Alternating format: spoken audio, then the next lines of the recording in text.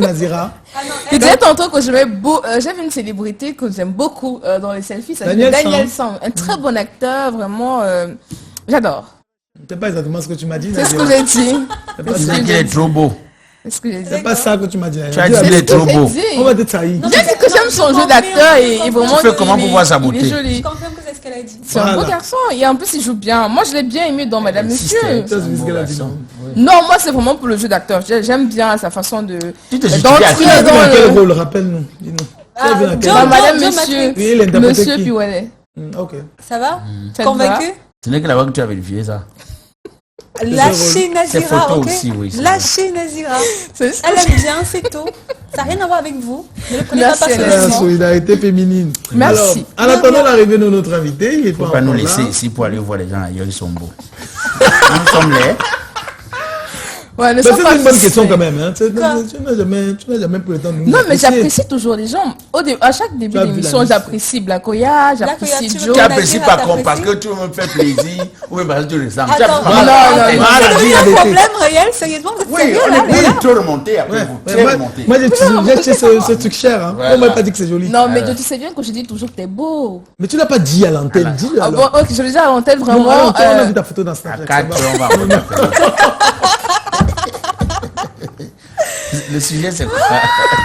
On entend. C'est mieux de parler du thème. Ouais. Il y avait un truc à faire le jour là à 4 h et puis j'ai pu le faire. On va parler dans le thème. Après de toi Nazira. Le thème, oui. Je m'excuse vraiment d'utiliser le téléphone de John Matrix. Vraiment, je m'excuse. Le thème, on a dit sur la page.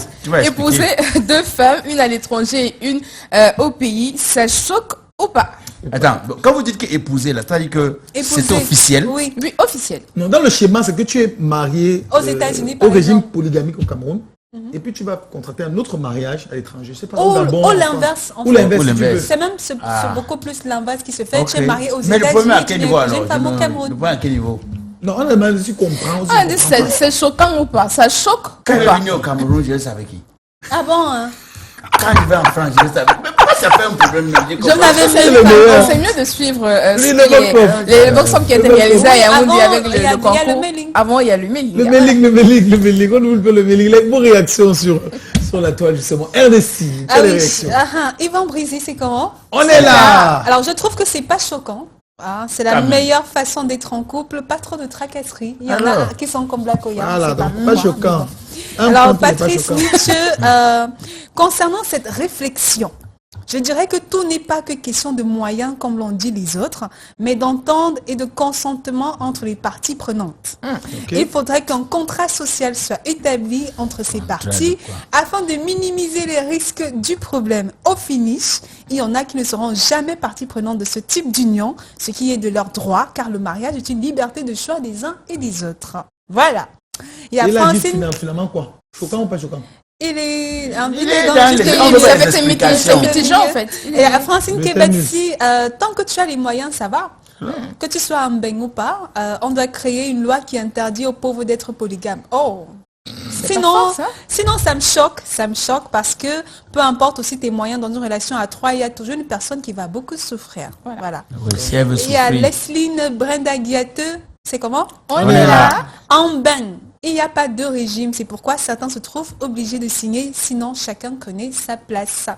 The King Onana Empire, alors c'est choquant pour moi, l'homme là n'aime pas vivre, il aime l'AVC, sans savoir que le traitement coûte cher. On va peut-être prendre un dernier message. Mélodine Chi, voilà, c'est comment? On est là. C'est très choquant quand tu apprends la vérité en tant que Camerounais et que tu ne connais pas. Il n'y a pas de problème. Donc c'est très choquant quand tu apprends la vérité. Tant que tu ne connais pas, il n'y a pas de problème. Voilà. C'est la vie d'une femme. Donc pour la plupart, c'est choquant alors.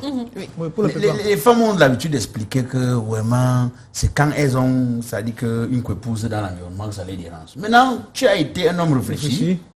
Tu as mis une au Ghana, une en France, une aux États-Unis. C'est le meilleur. Le Cameroun, quoi le problème? Sérieusement, tu es sérieux quand tu... mais oui, non, mais comme ça. Je trouve même que si le jour devient président de la République du Cameroun, le premier décret, c'est qu'il n'y aura pas de monogamie dans ce pays. On est mariés tous les deux. Si moi, il devient président. Blakoya. Tu sais, tu deviens président, c'est pas encore ça. Président. Blakoya. Je pense qu'on va pas voter. Regardez-moi. Je pense qu'on va pas voter. Pas de monogamie.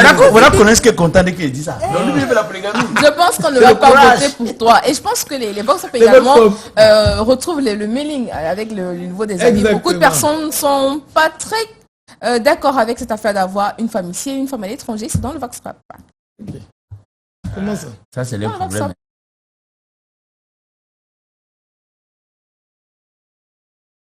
Même pas un peu choquant. Je crois que c'est même... La balance est très très anormale. Il faut épouser au moins 7 femmes selon les 7 jours de la semaine. Ce qui est à l'étranger là, c'est une femme mariage d'affaires. Ici là, on peut espérer que celle-ci aussi, elle peut être comme ministre de l'Intérieur, assurer le maximum d'efforts possibles pour que le foyer puisse évoluer. Mais normalement, une femme ne devrait pas s'énerver parce que son mari a pris une deuxième, une troisième, une quatrième, voire une septième. Vous êtes nombreuses. C'est choquant d'épouser 2 femmes, une en étranger, une au Cameroun, parce que celle de l'étranger ne va pas bénéficier de ce que celle du Cameroun a bénéficié. Et je vois que une femme à l'étranger qui n'est pas près de son mari n'est pas un mariage acquis, parce que le mariage à l'étranger, c'est le nom.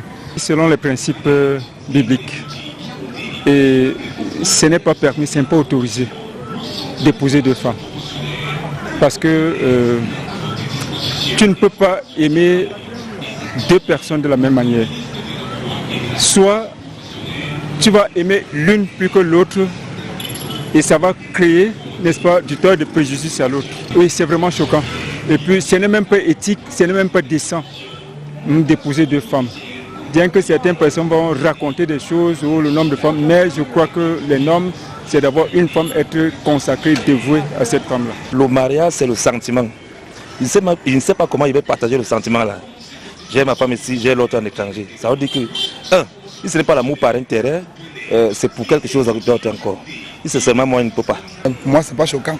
Parce que quand il s'agit de 2 femmes, épouser une femme dans ton propre village, épouser une femme aux étrangers, c'est important. Par exemple, quand tu es étranger, pour avoir le papier des pays que tu es, il te faut la femme de là-bas.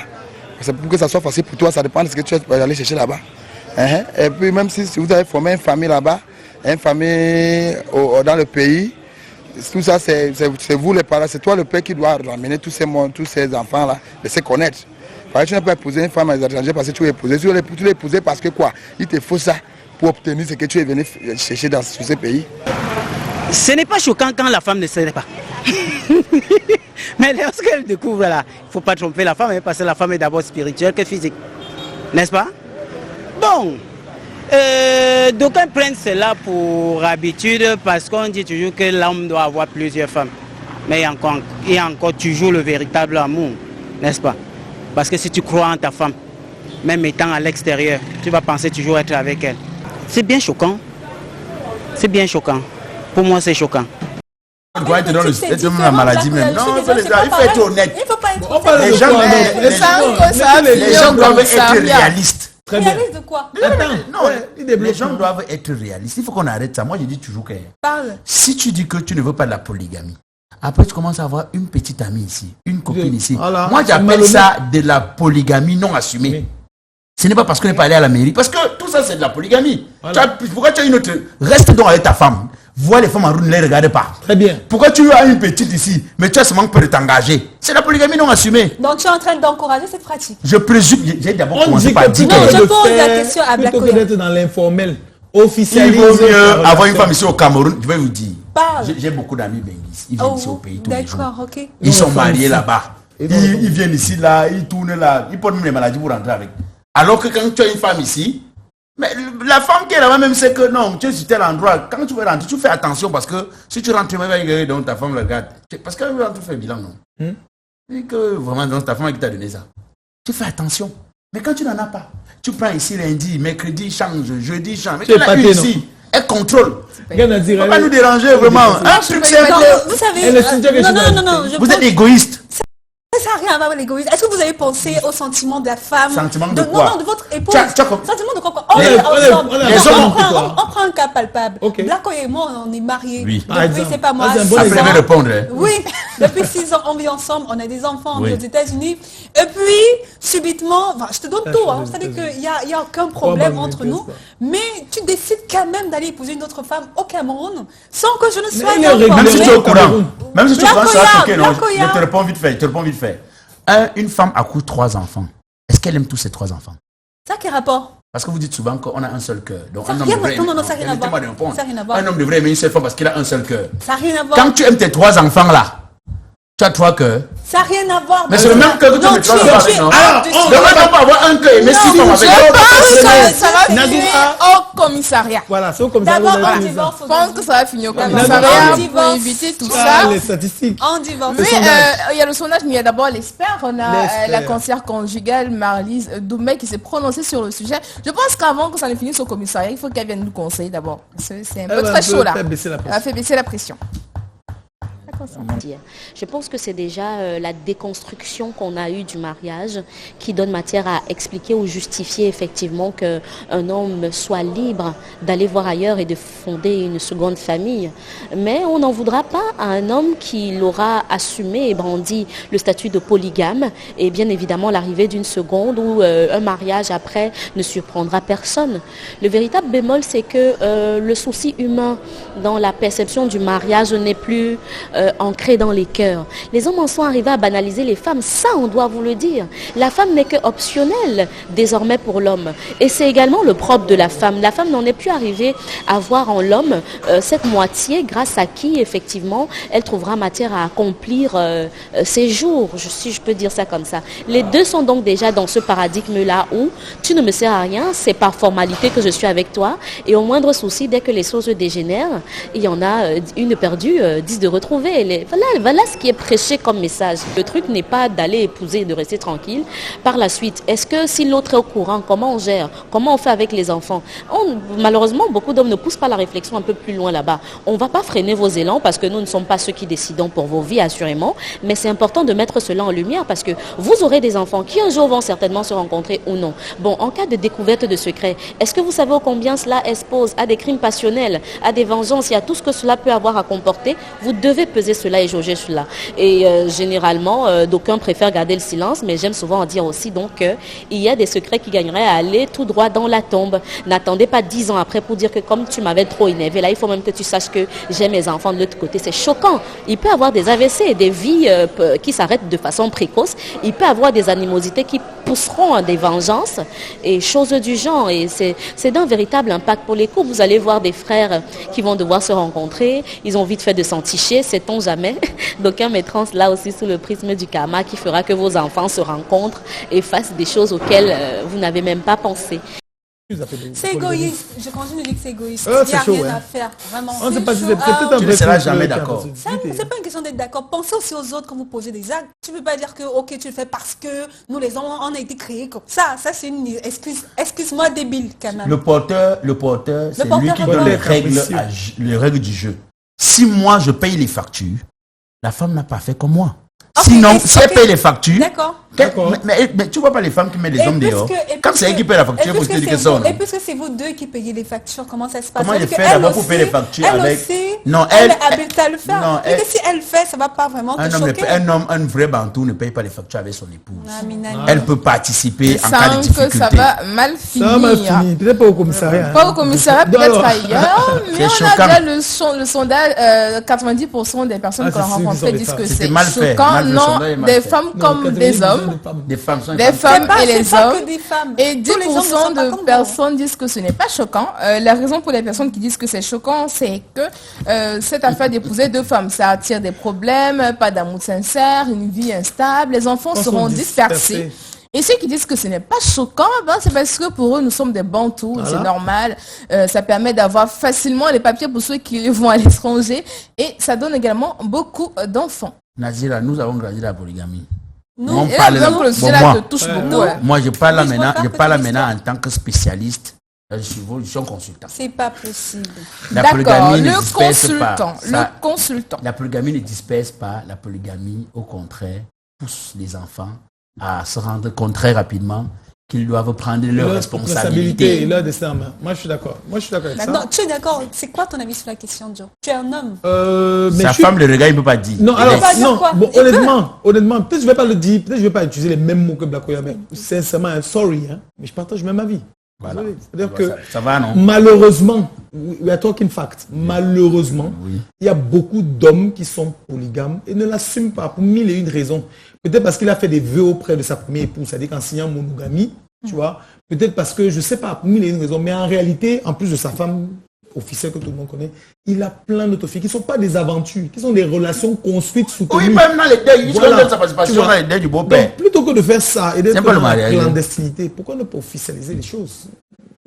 Talking fact. Voilà. Maintenant, est-ce que la polygamie, c'est une bonne chose, c'est une mauvaise chose? C'est une bonne chose. Moi, je suis comme Blakoya. Honnêtement, moi aussi, j'ai grandi. J'ai grandi dans un foyer polygamique. Voilà. C'est magnifique. Et je le dis toujours, jusqu'à atteindre un certain niveau dans mes études. Je ne savais pas qu'un enfant avait une seule mère. Je ne savais pas. Bon, c'est quand je remplissais un dossier qu'on m'a dit, mets le nom de ta mère. J'ai écrit deux noms, mais tu as une seule mère. Comment tu peux avoir deux mères? Que non, maman mariée, je suis mais maman, je ne sais pas qu'on a deux mères. Je ne sais pas qu'on a une seule mère. Je sais qu'on y en a deux. Donc, mon père, il n'y a jamais eu, j'ai jamais connu de discrimination particulière vis-à-vis de mes frères et tout ça. Donc, il y a peut-être un défi, il y a peut-être des problèmes dans les foyers polygamiques. Comme il y en a, il peut en avoir dans les foyers monogamiques. Mais les belles d'abord. Donc, chacun parle de sens. Moi, je préfère justement te dire que j'ai la science de quelque chose. Je parle de mon expérience. Personnelle. Je parle de mon expérience aussi. En fait, je pense que chacun a son point de vue, hein, chacun a son avis sur la question. Chacun sait comment il a vécu quelque chose dont on peut pas être totalement d'accord, mais on peut au moins un tout petit peu accepter les avis des autres en fonction de ce qu'ils ont vécu. J'imagine que, pas juger quelqu'un si la Major c'était directement comme ça. C'est qu'elle nous a chassés. On peut pas vous juger, mais on peut essayer de comprendre vos avis. Regardez comme vous avez énervé les cibles. Oh, ce n'est pas bien. En tout cas, on ne peut pas comprendre leur point de vue, mais on peut au moins essayer de voir, parce qu'en fonction de leur expérience personnelle, ils savent ce qu'ils ont vécu et tout et tout. Donc, chaque chose se fait en fonction de la personne, des ressentis aussi. Oui, on respecte le vécu de chacun, d'accord, mais on est dans une situation, c'est deux personnes. On a une famille ensemble. Et honnêtement, je pense que c'est pas la bonne chose à faire. Si vous voulez plus de la femme, c'est que vous voulez plus de la femme. Tant que vous épousez des gens et puis non, vraiment, c'est un manque de respect et j'encourage pas l'infidélité. Un homme, c'est c'est pas l'infidélité quand c'est marié aussi. Voilà. Mais il dit que qu'est-ce que ça fait? C'est respect, non? Attends, on peut l'avoir l'esprit avant de continuer. On a déjà mis l'esprit, on a retrouvé God Love. Où ça se fait ou ça se fait pas? Oui, une question.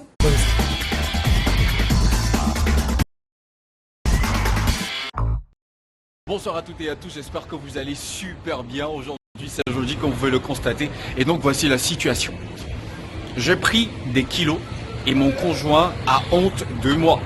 Je suis obligé d'en perdre. Ça se fait ou cela ne se fait pas? Allez, répondez, j'attends vos ardoises. Bon alors, vous avez bavardé sur le plateau. Est-ce que vous avez entendu ce que Golov a dit? Non. Non, il faut rejoindre Golov, pardon. Les gens, eux, ils sont en train de discrets. Ernestine et Blakoya. Leur problème de couple, ils ont apporté ça ici. On peut rejouer Golov pour être sûr qu'on a bien compris la question. S'il vous plaît, Golov, s'il vous plaît. Bonsoir à toutes et à tous, j'espère que vous allez super bien. Aujourd'hui c'est jeudi comme vous pouvez le constater et donc voici la situation. J'ai pris des kilos et mon conjoint a honte de moi. Je suis obligé d'en perdre. Ça se fait ou cela ne se fait pas? Allez, répondez, j'attends vos ardoises. Bon, c'est ambigu, hein. Clairement, vraiment, j'ai à ma réponse. C'est pas quelque chose que... c'est un sujet difficile, hein, mais je suis obligé d'être... Je suis obligé d'être de ce côté. Il n'y a pas quelque chose à... Ça se fait pas. Ça se fait pas du tout. Ça se fait pas, même si on vit en tenant compte de l'autre. Ouais. Maintenant, si vous n'assumez pas l'autre, vous lui donnez même pas le courage... de se remettre en question. Il faut d'abord l'assumer.